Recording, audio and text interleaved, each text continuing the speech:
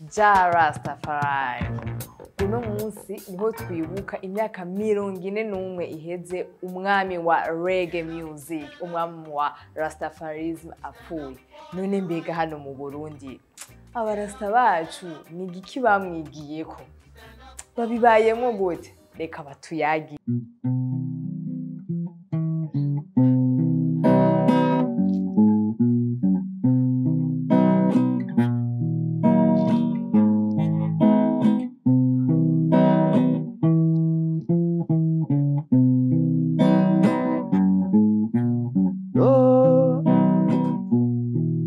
No cry, no woman no cry,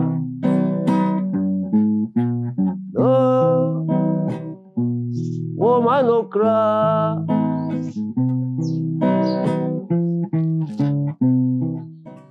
Rastafarism n'umugwi watanguye mu myaka y'igihumbi kimwe amajana 1930. Ras nogisigura nko mu Kirundi ngaha iwacu cyo dukunda gukoresha nyene icubahiro mu Kifaransa canke son excellence.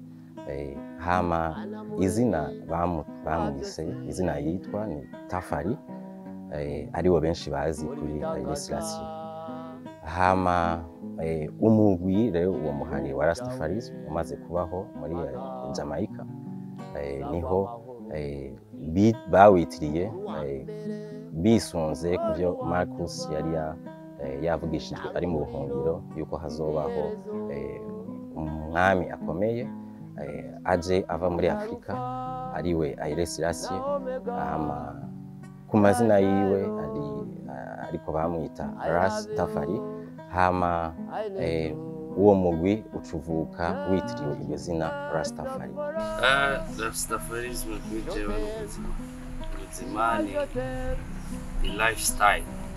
Kivyangu mimi naona kama ni upendo zaidi ya amani. Rastafarism nibaza yuko ari ikintu cyari kwiguye gushigwa imbere kubera gisigura amahoro n'urukundo, peace and love. Inyigisho nakuyemo mu ndirimbo ziwe n'uyu munsi ngenderako n'urukundo, ahanini n'urukundo. N'ikimenyamenya mu ndirimbo ziwe canke mu biteramo vyiwe hari naho yahuje abatavuga rumwe muri Jamaica, cerekana yuko yashira imbere urukundo. Ina maana mimi nikitumia nahitaji nifurahi na kila mtu, nisione kinyongo kwa mtu yoyote, nisiwe na bifu na mtu yoyote, niwapende mtoto, mzee, mkubwa, yani wote mimi nawapenda. Iya mbere n'ukurinda, uriya mugabo yararinda, hanyuma guhuza abantu, gusoma ijambo ry'Imana kenshi.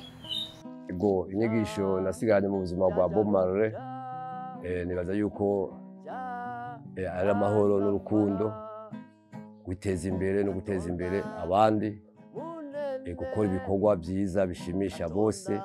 Kuri uno munsi twibuka aho Bob Marley yitabiye Imana, je ico nobwira Rasta bose muri rusangi, abarundi bose, nuko twokundana, umuntu wese agakunda mugenzi we, ikindi naco umuntu wese akaba intumwa y'amahoro.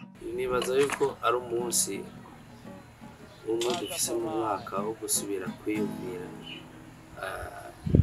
ico turi n'ico tumaze muri societe cyane cyane, hanyuma no kwigenza neza nk'abarasta b'abarundi, nk'abarasta bemera Imana, ikaba ari yoba nka fondement ya Rastafarism.